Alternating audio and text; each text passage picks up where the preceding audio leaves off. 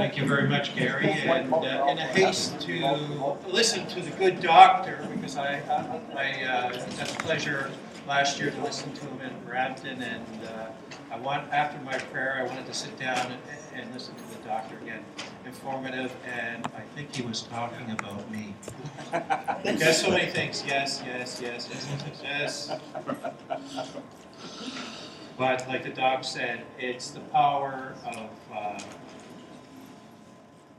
of being positive, and it's about hope and recovery, and these stories are blessings, and we should keep them close to us. Talking about blessings, I brought a dear friend of mine, Joe, please come up here. Joe is the president of the Veterans Council for the Métis Nation of Ontario.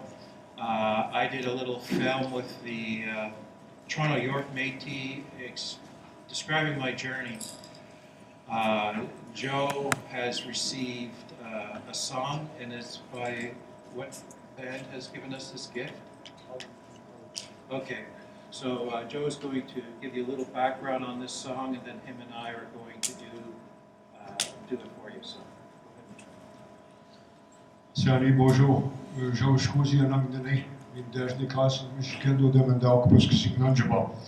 And for those that don't understand, my name is Joe. I'm originally from the north, from Kapuskasing, or Kapuskasing as it's known. Actually, one of our Métis vets right now has been posted in Moosonee and loves the idea of fishing and hunting. So I feel very envious. This song came from North Dakota. And the reason I want to introduce it is so that it doesn't startle anyone. There's a certain amount of wisdom behind the song, and the reason I say that is the song was passed on in the Sweat Lodge at Sundance in North Dakota. And it was passed on to the Métis from the Native Americans in North Dakota.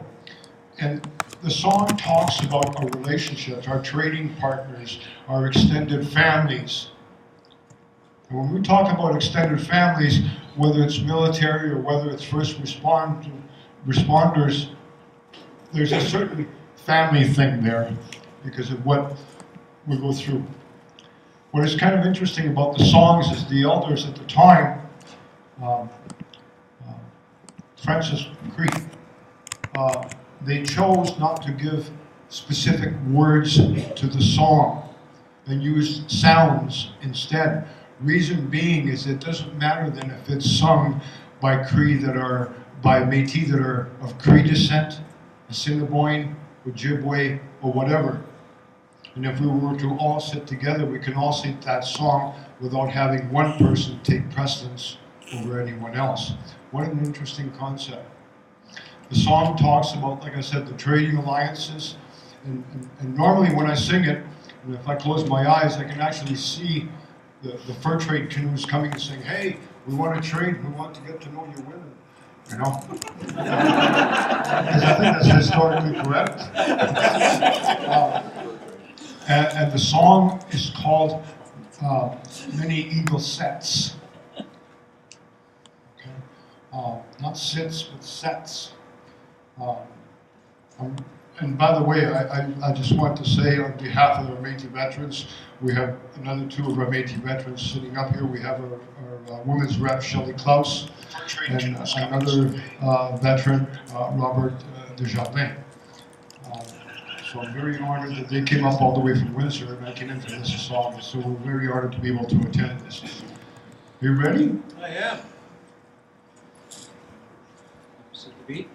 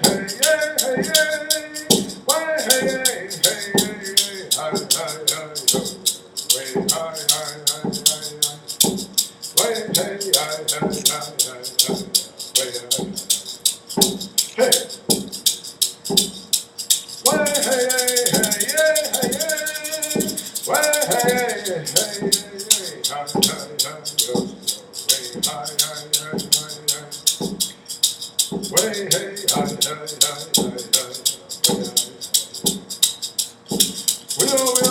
Wheel. Somebody had asked why we say wheel at the end. I guess it means the end is the end of the song, I guess. I'd like to thank each and every one of you. And like it was said before, thank you for taking the time to be here. And I think it's time to educate the world, to support one another, and let's heal together and keep going forward.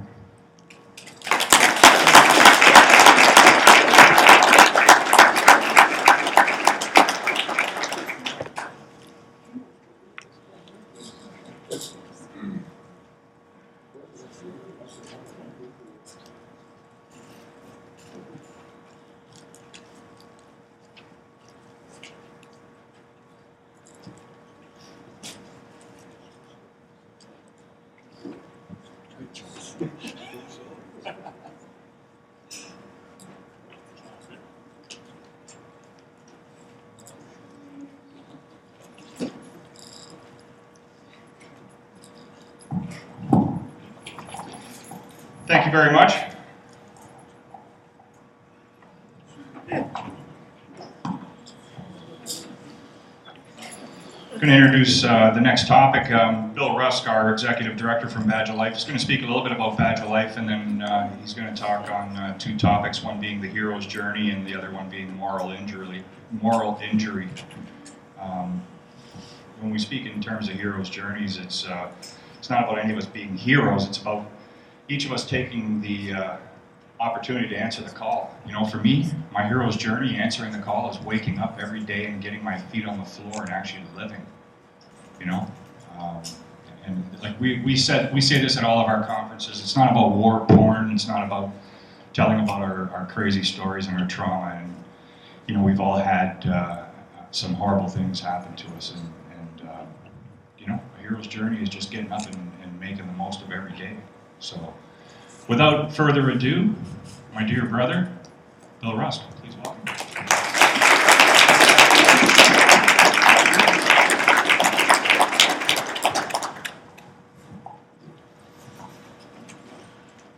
Good morning. It's a pleasure to have everyone here, and as has been said, and really appreciate Ruff and the members from the Métis Nation of Ontario sharing song and story with us. And that's we've been Badge Life Canada. We've been. I'm going to do a quick little thing here and try to fly through it, and just kind of who we are, what we do, so that most of you are aware of what Badge Life Canada is, but some people here aren't. And this is our. I'll get into this a little bit later, but this is one of our mottos: is "Real Heroes Call for Backup." And I have that permanently engraved in on my person.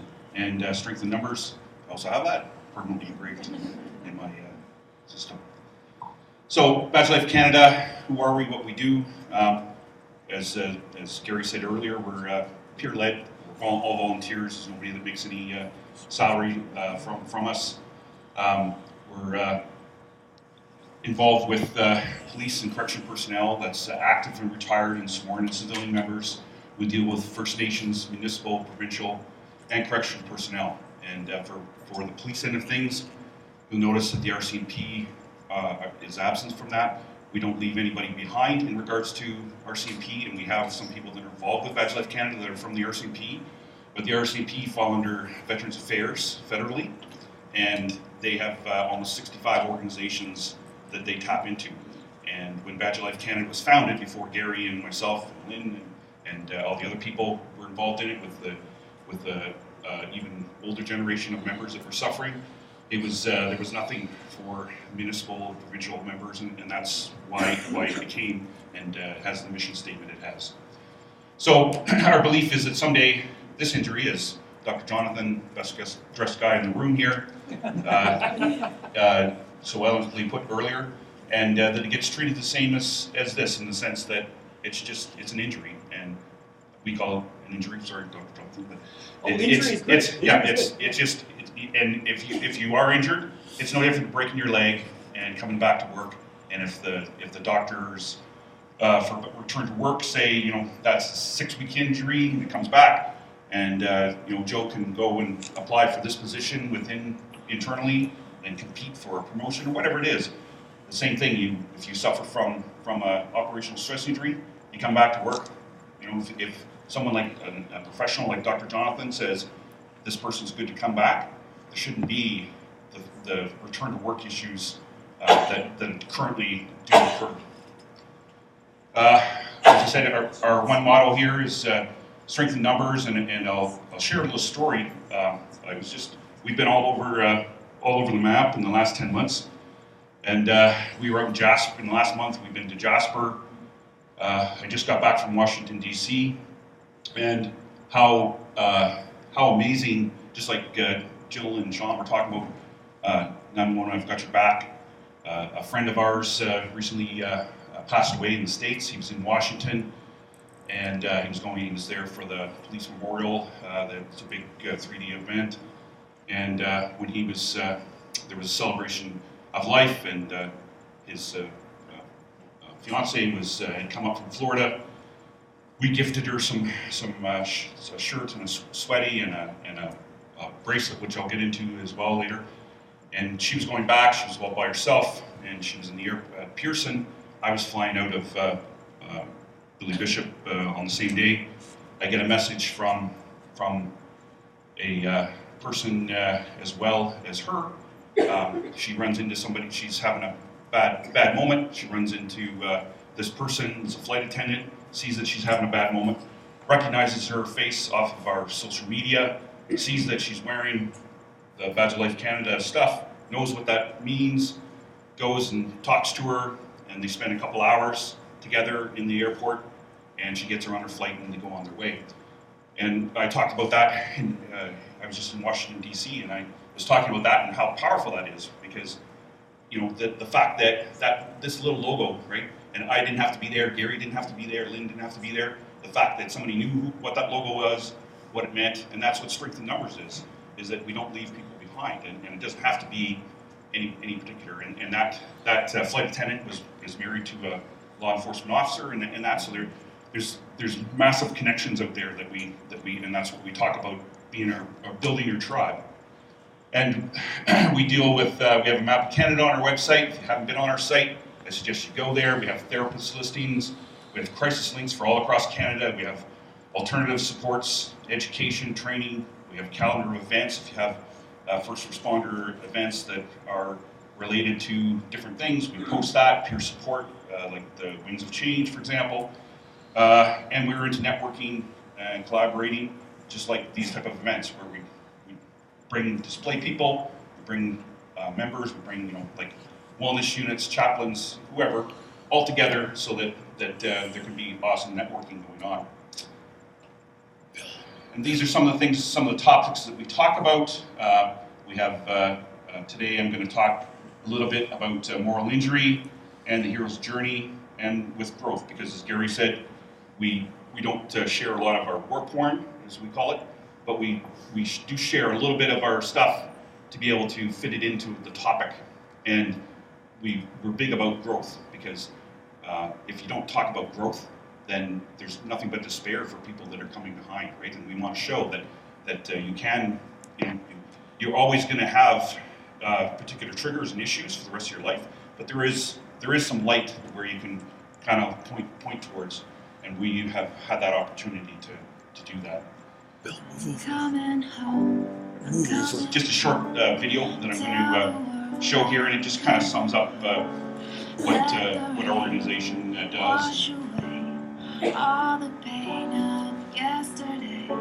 I know my kingdom awaits, and they've forgiven my mistakes. I'm coming home. I'm coming home. Tell the world I'm coming. I'm back where I belong. Yeah, I never felt so strong. Yeah, I'm back, man. Feeling like there's nothing I can't try. And if you with me, put your hands high. You haven't lost a life before. Hey, this one is for you, man. Put your hands high. The dreams are filled, you rockin' with the best. Hey, I hear the tears of a clown. I hate that song. I always feel like they're talking to me when it comes on. Another day, another dawn. Another Keisha, nice to meet you. Get the math, I'm gone. What am I supposed to do when the club lights come on? It's easy to be pumped, but it's harder to be shown. Hi, we're two children involved with Back to Life Canada, an organization that deals with operational stress injury, PTSD, With a face like my own, it says he wants to be like me when he's grown. Shit. and suicide prevention for municipal, provincial, First Nations, Another day, another dawn. Come on, just tell Keisha. correctional personnel across Canada. This is a shout out to all the children and loved ones. I'm coming home, I'm coming home. I'm coming Tell home. the world I'm coming home. Yeah. Let the rain wash away all the pain of yesterday. Ain't no I know my kingdom awaits, and they've forgiven my mistakes. Thank you. I'm coming home, Coming I'm home. coming home. Coming Tell home. the world I'm Yeah. coming Hey yo, check this out. A house is not a home. I hate this song. Is a house really a home when your loved ones is gone? And niggas got the nerve to blame you for it. And you know you would've took the bullet if you saw it. But you felt it and still feel it. And money can't make up for it or conceal it. But you deal with it and you keep ballin'. That's why some lick the playboy and we keep ballin'. Baby, we've been living in sin cause we've been really in love, but we've been living as friends. So you've been a guest in your own home. It's time to make your house your own. Pick up the phone and come on. I'm coming home. Tell the world that I'm coming home. Let the rain wash away all the pain of yesterday. I know my kingdom awaits, and they've forgiven my mistakes. Thank you. Coming home, Coming coming home. home. Tell the world that I'm almost home. Check this out. I'm home. Ain't no stopping us now. I love that song. Whenever it comes on, it makes me feel strong. I thought I told you that we won't stop till we back cruising through. Never give up, because we are all mothers, fathers, sisters, and brothers. There is strength in It's that. been a long time coming. A lot of fights, a lot of scars. Just shout out to our parents, Landa brothers and sisters. There is strength in numbers. We love you. See you tomorrow. Stop, man. Thank you, Lord. I'm Thank you, coming Lord. home, I'm coming home. Tell the world that I'm coming home. Coming Let home. the rain wash away Feels so all the good. pain of Feels so yesterday. free. I know my Ain't no place like home, baby. and they've Ain't forgiven no my place like home. mistakes. I'm coming home. Tell the world that I'm coming home. So that's just a short little thing of some of the things over the last 12 months that we've kind of been involved in as an organization. This picture here, I just want to talk about these for a moment because we've really found that these are very powerful, and I'll get into the who's in that photo, but you'll see everybody from Back to Life Canada wearing these, and these are Spartan bracelets, and they're in regards to suicide prevention. And there's a Spartan helmet here, and then these are lava stones that you can put essential oils on, because we found not just ladies, but guys can have bad smells, bad triggers, and you can actually put essential oils on there, and if you're being triggered, you can actually lift it up, smell, and ground yourself. We have beads that are on here for police. We have beads for all different things. We have this particular one up here that I have on, that I'm wearing is for PTSD.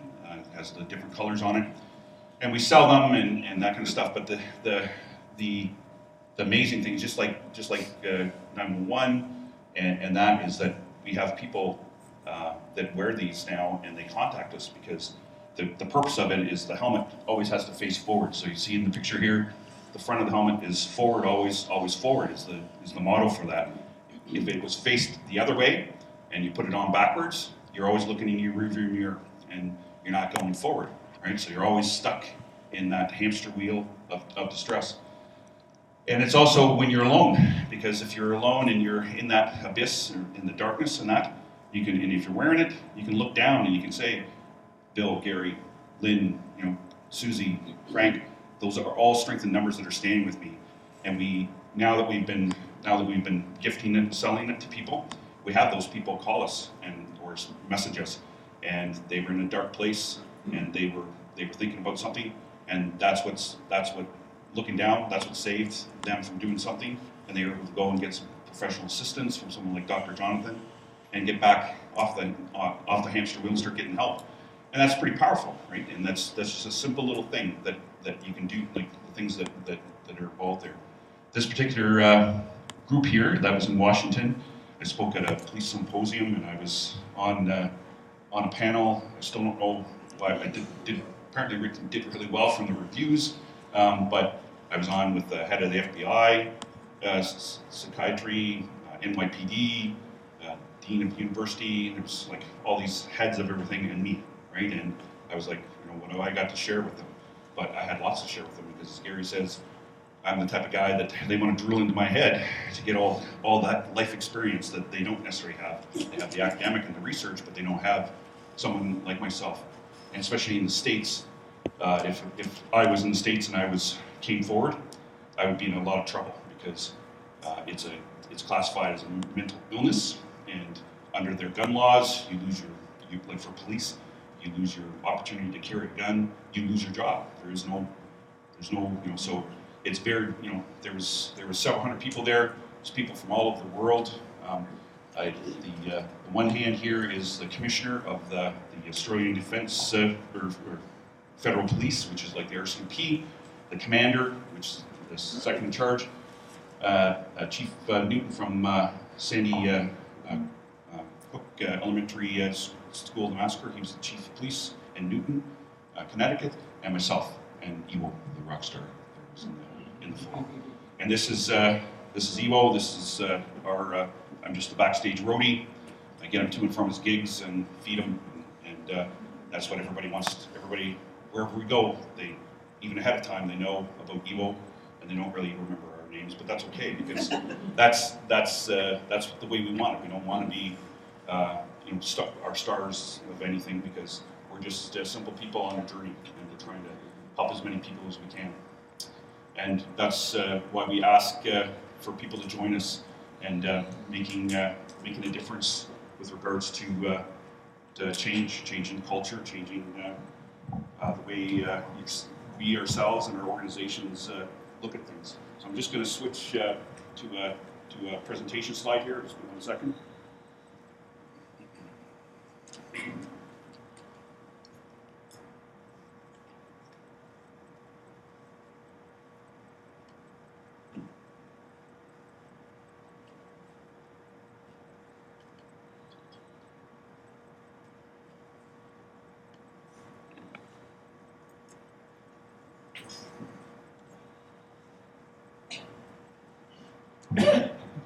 So we're a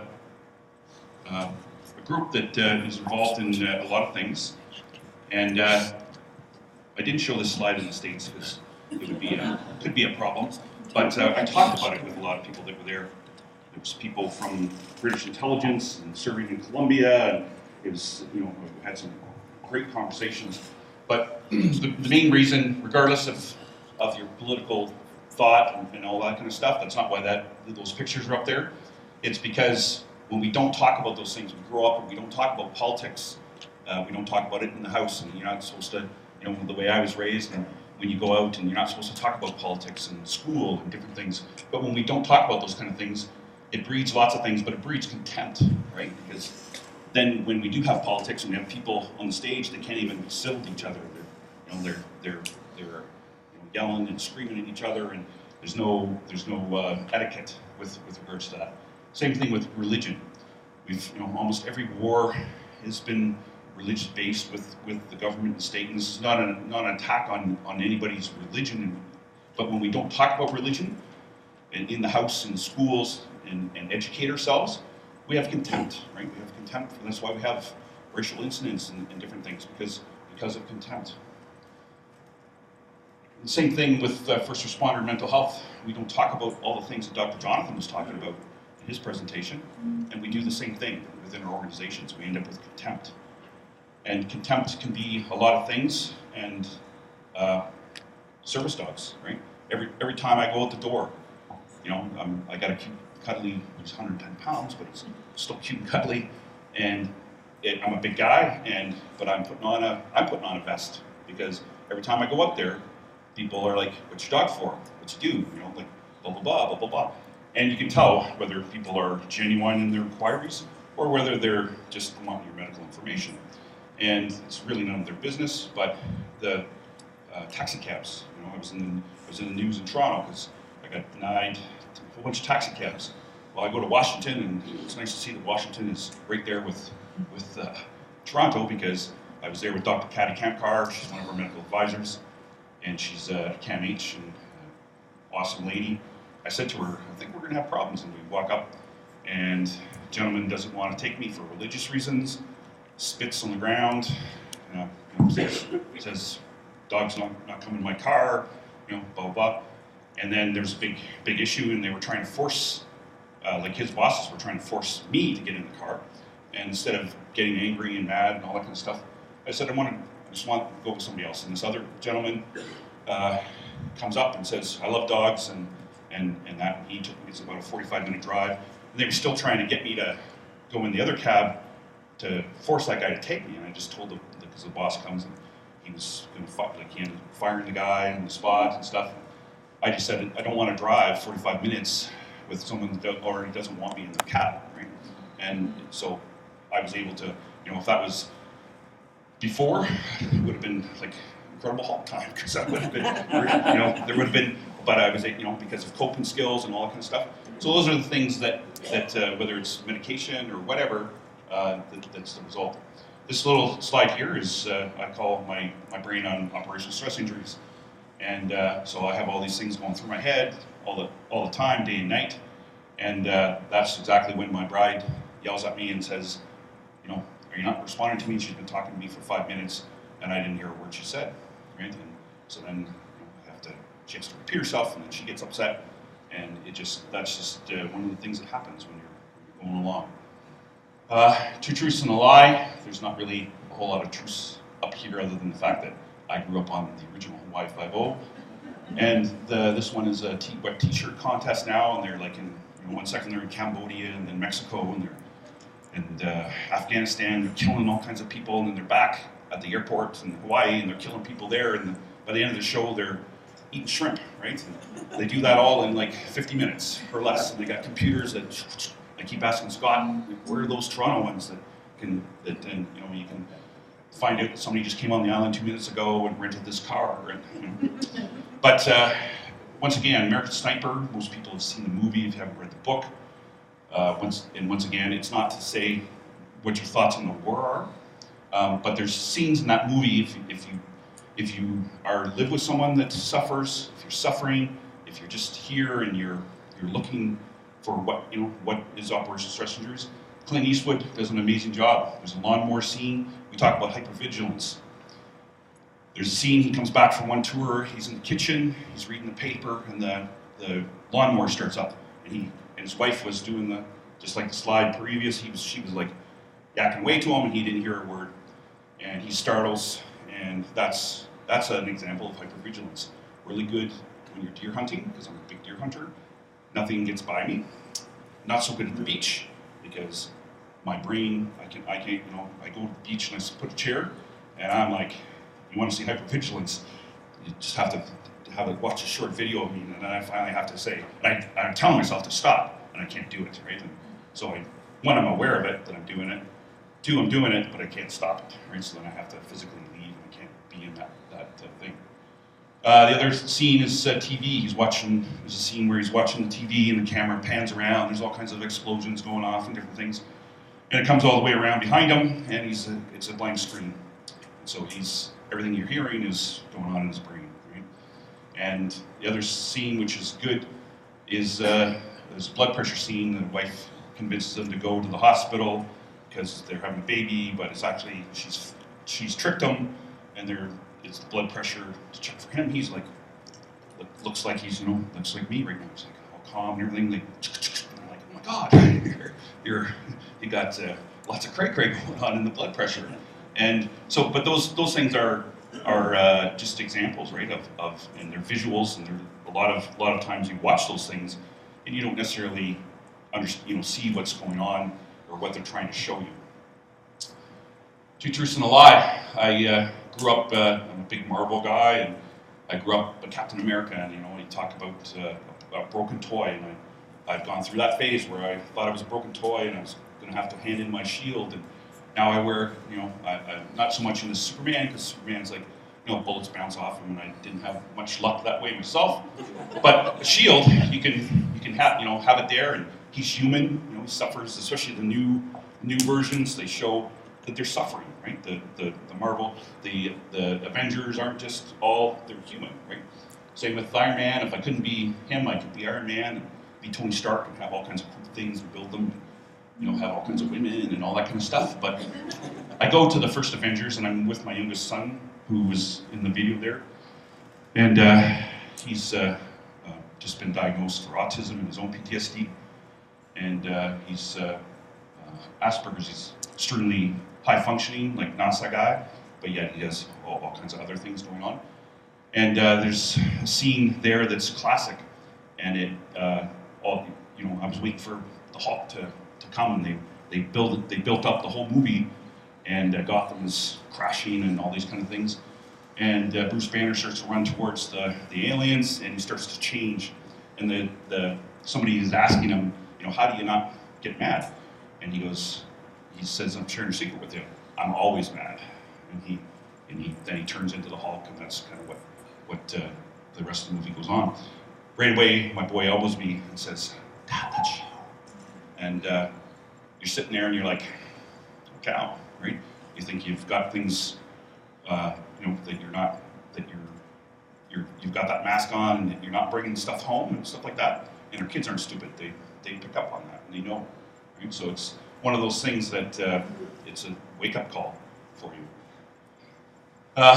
As Dr. Jonathan was talking about, that this is the best version that I can do, is because I'm not a researcher, but I've educated myself on things, and not just from our first day in the job, but childhood trauma, different things that we bring to the table. We get hired, tap starts dripping, fills up our boat, because usually our boats are leaky and don't have the proper stuff in them, and we can't bail enough and fast enough, and the boat sinks, so we're treading water, and then we end up in the shark-infested OSI waters, where we're in the abyss, and in the middle, our brain shuts it down, right? Because that's the only way we can. So we lock all that stuff in there, and we don't let it out. Nobody can get into our stuff, right?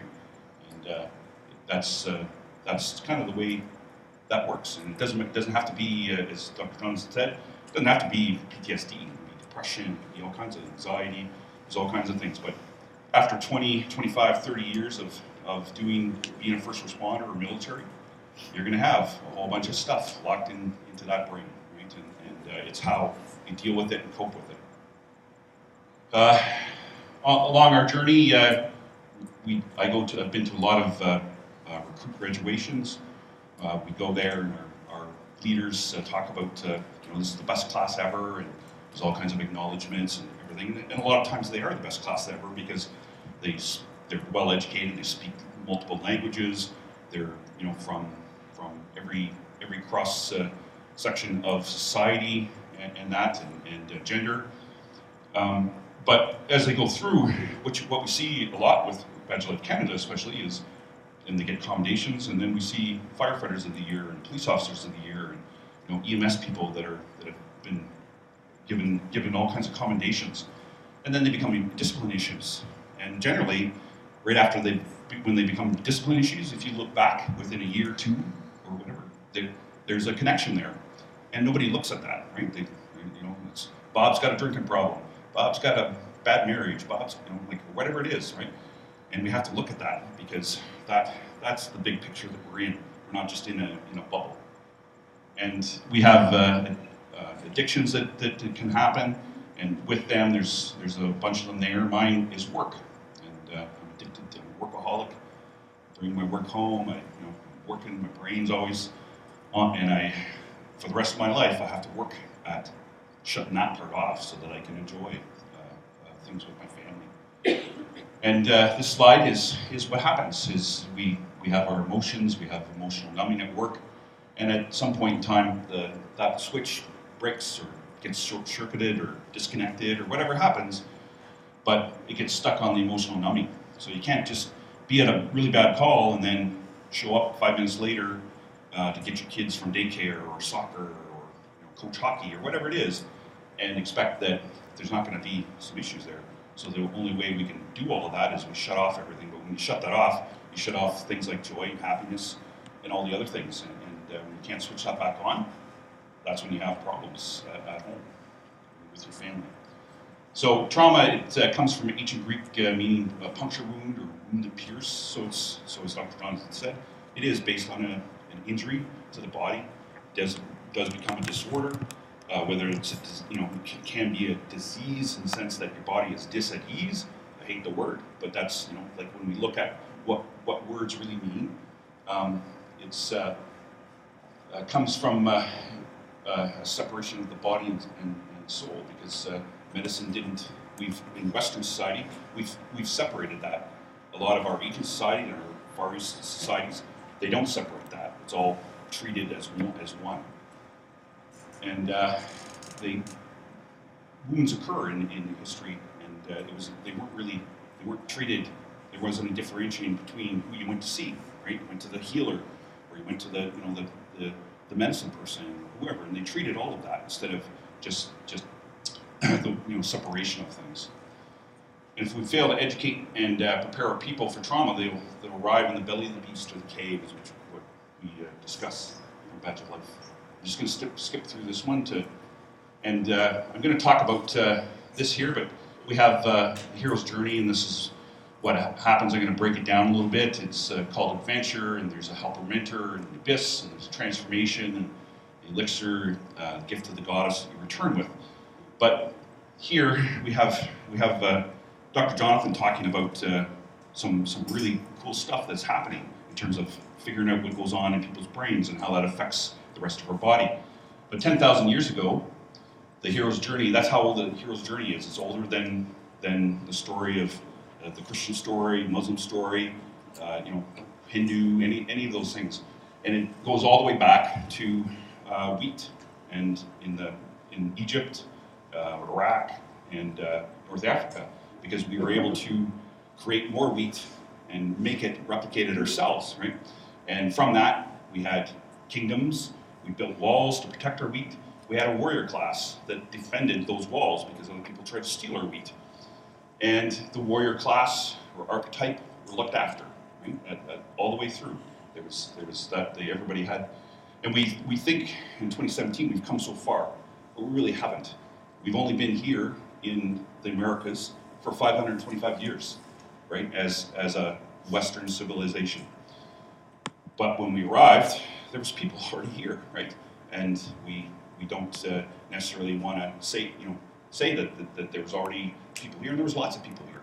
But yet, 5 generations before Columbus came here, the Vikings were here, and they had settlements, and they did trading, and they have records and all that kind of stuff. And 525 years as well, the Roman Empire, which was from England all the way to China, survived, right? So when you think about that, we've only been here in the Americas as a Western society for 525 years, the same time as the Roman Empire, which influences a lot of the things that we do here today in terms of our number system and calendars and different things. So, warrior archetype, it's an inner spirit and public persona, and it's universal, right? So whether you're an EMS or firefighter or military or police, that archetype is in your DNA pretty much. And we talk about it being type A personality and different things, but if you believe in the archetypes, and that's where the warrior class comes from, is from that archetype. And we talk about on that adventure, any of the big movies that you watch, the hero's journey, all of those there, whether it's the Wizard of Oz, even the Hunger Games, are all built on the hero's journey. Star Wars is the hero's journey, right? The whole saga of the Star Wars, and that's when you start to break down stuff and you look at it, you say, well, I've seen that before, whatever, right? Some of them do it really well, and you don't really realize that you're into a hero's journey of that. Generally, there's an absence of the father for many different reasons. Sometimes you don't undergo, and usually there's a call to adventure. And in Star Wars case, Luke had this computer, and Princess Leia came up and said, you know, there's this big adventure, and he was like, I'm in, and then he says, I'm out because I got crops and all that kind of stuff at home, and I can't leave.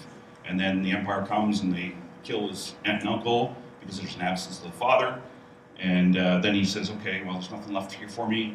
He meets up with mentors and allies, Obi-Wan Kenobi, and he takes him through, and he ends up in the abyss, and where that is in the cave scenes. It could be Moby Dick in the belly of the whale. And he ends up, it's about a 4-minute scene on YouTube, and you can watch it. And he's training with Yoda, and Yoda sends him down the cave, and he asks 2 questions, which are really important. He says, what's down there? And Yoda says, only what you bring with you. Right? So, only what you bring in this noggin is what you're going to take down there. And he does what most military or coppers do. He straps on his gun belt and all that kind of stuff.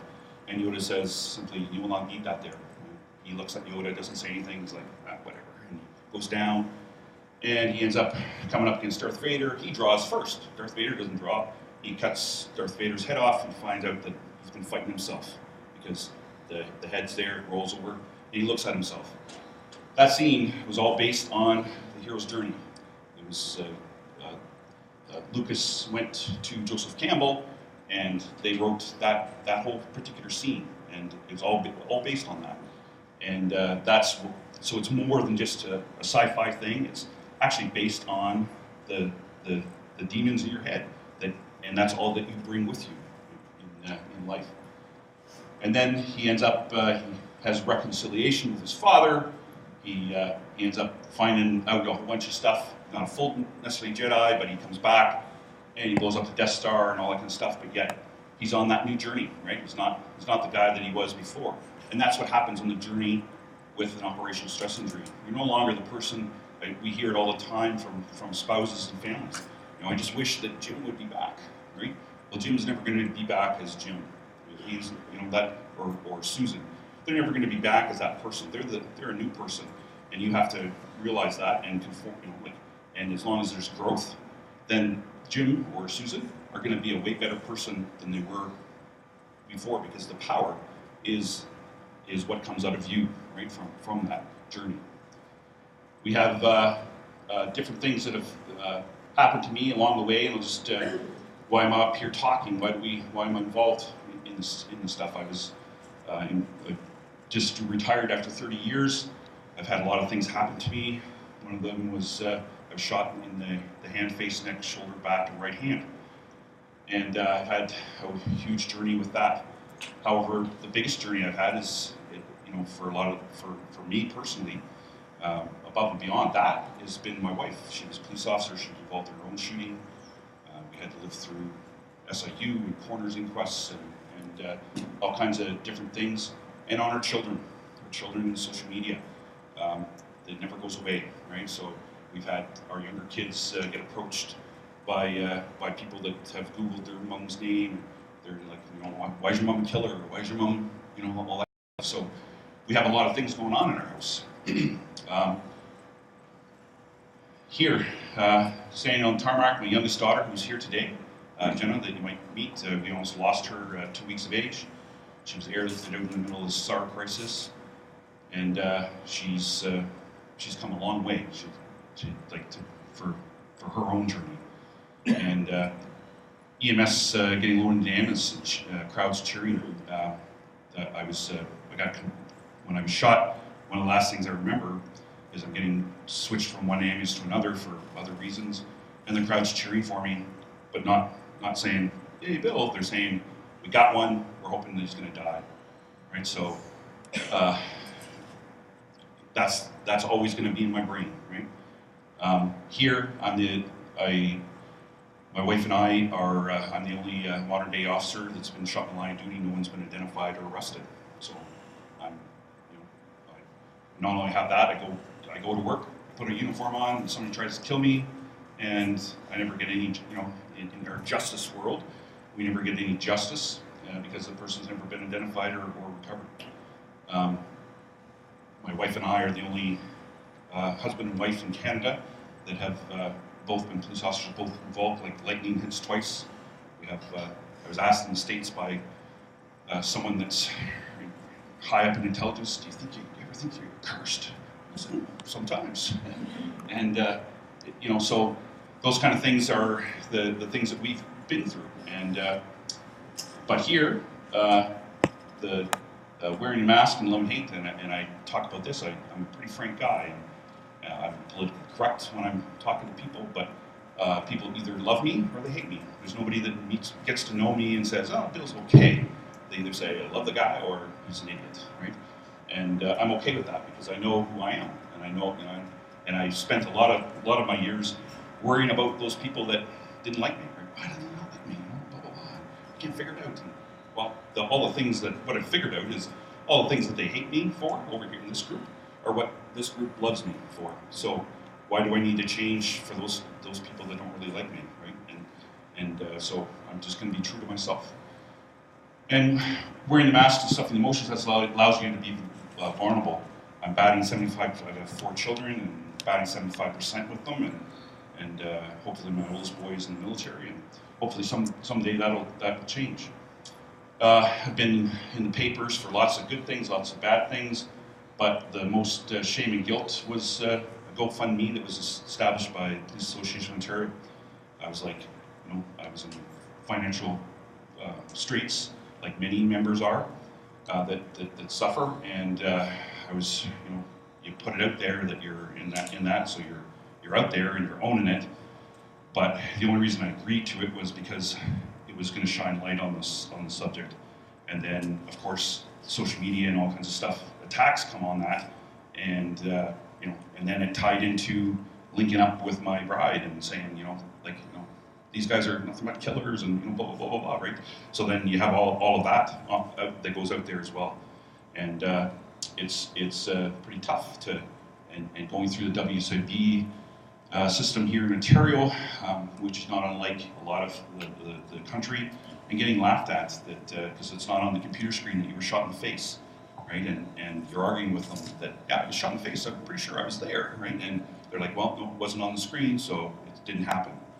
And all the trials and tribulations as I've retired, I had to go through 3 appeals. I was already approved by WCB for those injuries, and I have all kinds of stuff from WCB saying I have all those injuries and percentages of disability, but yet I had to go through all that again, right? And I still have a 4th one that's outstanding between my former organization and myself, because they didn't want to pay me. I ended up, over the last 18 months, I was getting $600 a week, right? And you go from supervisor, experience pay, you know, never been a problem, to, you know, that's what your value is. And it's pretty disappointing because and I fell under previous legislation, and it just causes a lot of problems. But yet, what's positive out of this? It's vulnerability, learning that it's an inner strength, you know, and that I'm not a weak guy. Definitely not a weak guy, I'll tell you, right now. But I've been on different courses with different first responders and military people, and I tell you, like, you know, one guy was jiu-jitsu champion, 7-time world champion, right? You think he's a weak guy? No, he's not a weak guy. But like Dr. Jonathan says, you know, it's those either Mack truck things or the bumblebee things that hit you, and finally they break through, and they will break through, and it's how you deal with it. I've been able to forgive my shooter, and that was for years. I always thought I had, but I didn't, and I went on a Sparta course, which there's a few people here that have either been on that course with me, or we've arranged for them to go, and it's Suicide Prevention and Resiliency Training Association, and tremendous organization that we are networking with, and through all of that, I was able to forgive my shooter, and whoever that is, right? And so I'm not holding that inside of me anymore. Facing my own childhood trauma from that, I had a whole bunch of trauma that I'd never dealt with, and I was able to do that as well. And on my hero's journey, it's paying it forward and walking the talk. Whereas, you Why am I doing that? Why am I standing up here and talking about this stuff and being vulnerable in front of people that a lot of people that I maybe never met before? It's because it's a paid-forward approach. I don't want the people that are coming behind me to have to, hit the boulder and roll down, flip over in the lake. I want them to stay up on the pavement and continue along it in a 50 zone. So we get into moral injury, and I'm going to skip through this as quickly as I can. And this is a game board of life, and we start along here, and we come around, and we get hired, and then we have childhood experiences. A lot of people can have childhood trauma prior to coming on the job, and then we instantly get suck it up, buttercup, get over it, move on to the next call, and we end up at the corner of suck it up and empathy lane, and I've been there a few times. And you either end up out here on a life raft all by yourself, or somebody comes along like Obi-Wan Kenobi, and they reach out their hand, and they say, "Me too, brother or sister," and they bring you back up out of that cave. And then we come along, and you have more traumas, and possibly a Mack truck incident, which might be a fatality scene on the highway or whatever it might be. And you come along here, and then you end up back in the hole, and you say, the question is, and for a lot of professionals that I talk to and individuals, is why am I failing the program, right? Because they're getting treated for the post-trauma stuff, but yet they're not looking at the spirit part or your soul of that. And so as you come along the game board, there's, with moral injury comes shame and guilt, because what if I had done that? If I just had done this more, or if I had done that, if I hadn't done that, this wouldn't have happened. And that weighs on you. And as you go along, you start to question. You say, "What's wrong with me?" And that's the first pillar of mental health, is our body. You'll see changes to the body and all the different things that come along with that. And as that changes, we have changes to our brain. This is MRI show that there is changes to our brain. This is an injury. It shouldn't be treated anything differently than any other type of injury, right? And it goes from a healthy brain to a brain that's been infected by trauma. And as you go along, we have great therapies in place and dealing with the mind. We have CBT and EMDR, all kinds of different things.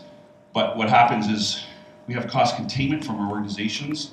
We have cost containment from our insurance providers. We have cost containment from worker compensation and work safe, depending where you are.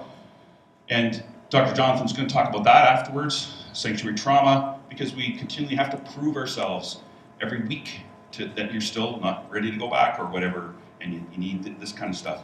And there's a big fight for that. And you end up on the hamster wheel, and you're like, what the heck? Why is this happening? Why am I doing that?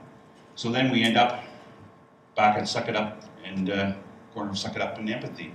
We have the loss of our spirit and soul, and he's asking questions: who am I, and how did I get here, and why am I failing the program? Why is that? And this isn't about one religion over another. This is about spirituality of who you are, what makes up Bill Rusk, right? Not anything else, but who am I? What do I do? And we end up with the foundation piece, and we have lived experience, like people with Badge of Life Canada, meeting empathy and meeting clinicians like Dr. Jonathan, like Dr. Caddy, all the different people that are involved with Badge of Life Canada from that, and working all together, right? Putting all those pieces together.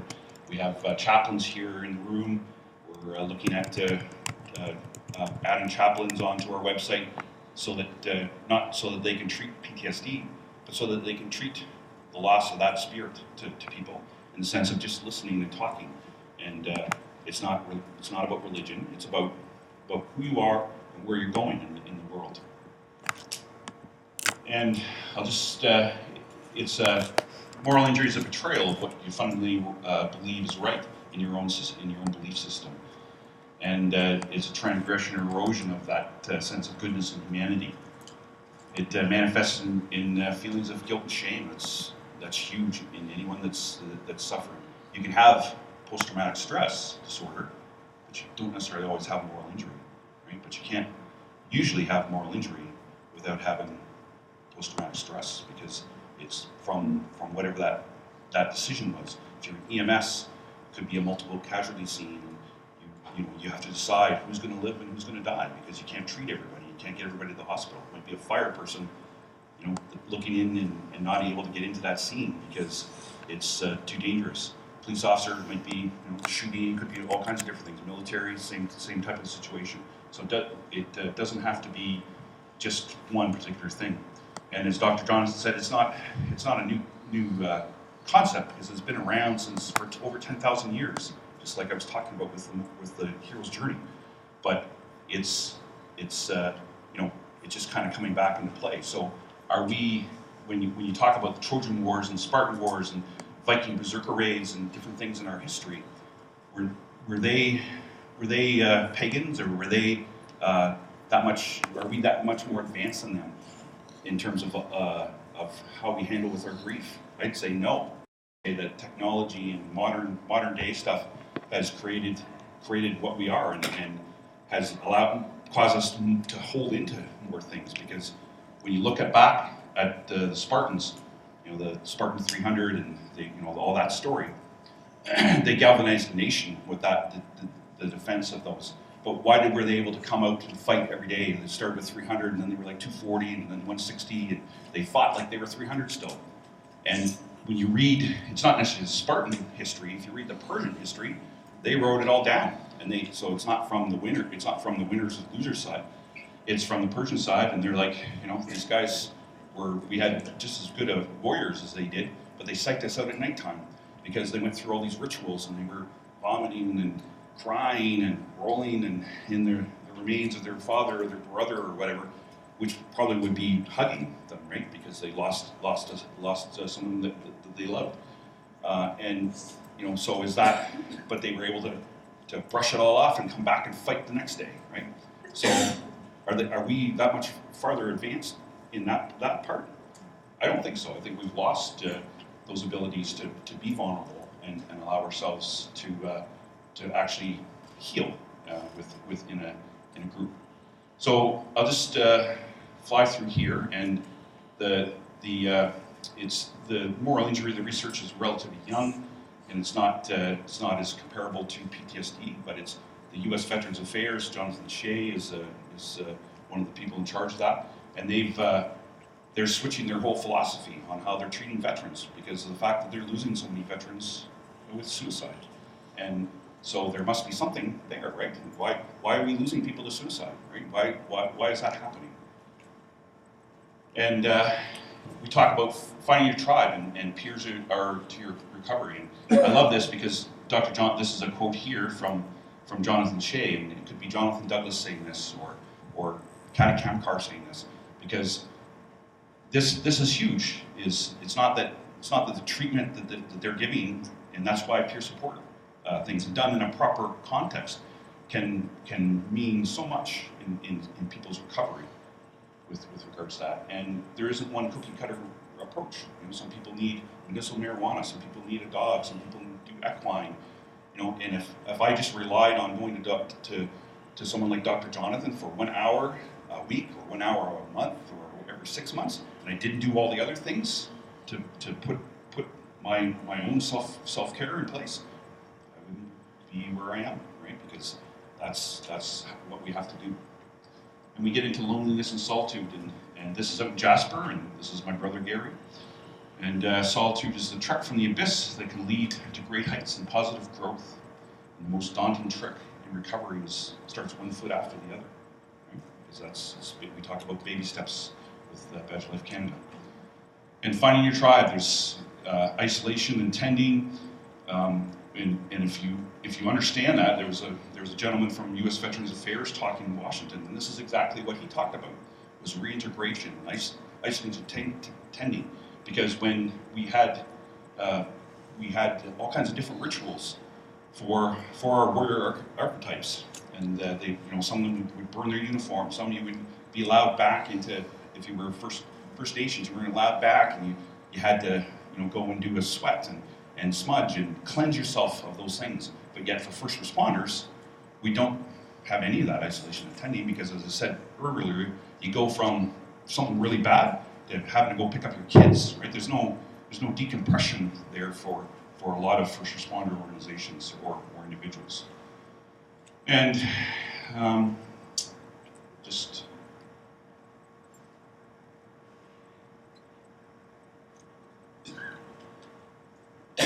storytelling confession, that's part of peer support, and that's part of the moral injury. And that's why those things are so important. And if you can get your members into those kind of programs, that's where you're going to be able to have healing. So we end up at the end, and we find our, and their tribe isn't. It can be anything. Going back to the beginning slide of there, we start and we hire those recruits, and those recruits are coming on. What's the other reason we're hiring those recruits? We're hiring those recruits because they have all kinds of volunteer stuff. They have lived experience. They have, groups that they're, like they're doing all these things. And then they become blue or red, fire or whatever, and they lose that. They're working 12-hour shifts and they're doing all kinds of stuff, and then all this stuff is dumping on them, building up, and then they lose that. And then when you're in the abyss, in the darkness, and you turn around and you go, where's my people? Where's my tribe? Where are my colleagues? They're nowhere to be found because we've isolated ourselves and we're way up there, right? And so it's building up that tribe, maintaining, and those are the things we need to do organizationally for our recruits, people that are coming on. Make sure they don't give up that stuff, right? Make sure that they stay part of their community and do these things. And I'll just leave here on this note. When I was in Washington, I had some tremendous shared experiences with people and stuff that came to me one-on-one in groups. And I helped a construction guy. Iwo and I were going for a walk and stuff like that. He was a veteran, and I checked in on him later, another break and stuff. And then I come out and they're building this thing, not a skyscraper, but it's like 10 floors or whatever. Unfurl a flag with that, and they're clapping and cheering for Iwo and I. And so those are the things that, and we stood there and we're like, what? That's finding your tribe and helping those people and being that mentor and ally and setting them, on their own journey for stuff. And that's so powerful, right? And there's a bunch of guys, you'd never see that in Canada, right? In my lifetime, I've never seen that kind of stuff. But in the States, they're, because they're more patriotic and they're doing different things. It's amazing how those kind of things can happen. And here, there's the story of the raven and the peacock. And the raven, he decides he's, geez, I'm a big raven guy. And as you can see, if you get close enough to some of my tattoos. And the raven one day says, I'm all black and I'm ugly, and what's wrong with me? And so he flies and he wants to be happy. So he flies to the dove because the dove's white and everybody releases doves for love and all that kind of stuff. And he's talking to the dove, and the dove says, well, I used to think that I was beautiful and all this kind of stuff, but I saw the robin. The robin is really beautiful. So he flies to the robin. He's like, with your orange breast and all that kind of stuff, you're so beautiful. Robin says, well, I used to think I was beautiful, but the peacock over at the zoo, you should see him. He's pretty handsome. So the raven flies over there, and he has to wait because all the people are looking at the peacock, and the peacock's got his feathers up. The zoo closes. The raven flies down and says, hey, peacock, you're so handsome, blah, blah, blah, blah. And the peacock says, well, I used to think I was handsome, but then they stuck me, because I was so handsome, they stuck me in this cage, and every once in a while I see a raven fly over me, and I go, geez, that raven looks so beautiful because it's free and it's gliding around. And the moral is that is don't take inventory and be happy who you are in your own skin, right? And for evidence-based research, there's another one which I'll share with Dr. Jonathan here. And they did evidence-based research with monkeys because he had chimpanzees, and they had 5, and they have a ladder and they have a hose, and the bananas are on top of the ladder, and the first one goes up, and everybody gets sprayed, and so then as they go, everybody tries to go up the ladder. They continually get sprayed until nobody wants to go up the ladder because they don't get sprayed because they're not stupid. So they take one of those monkeys out, and they put a monkey in that hasn't been sprayed, and they do the same thing. And as they go, what they found was every time the monkey tries to go up the ladder to get the thing that hasn't been sprayed, because he's stupid because he hasn't been there long enough, the other monkeys would attack him. So then he'd be like, what the heck's with that? So he wouldn't go up the ladder anymore. And then as they do the control thing, it ends up with 5 monkeys that have never been sprayed and never gone up the ladder. The moral of that research from a very reputable university in the States was that's the way we always do things here. So and on that note, and I really appreciate that. We're going to have just a minute to, we're live streaming today, just so that everybody is aware of that. And so on this particular thing here, so we just need about 2 minutes here before we can set up for Dr. Jonathan. You've been sitting for a long time, so I'm going to get everybody just to stand up for a second.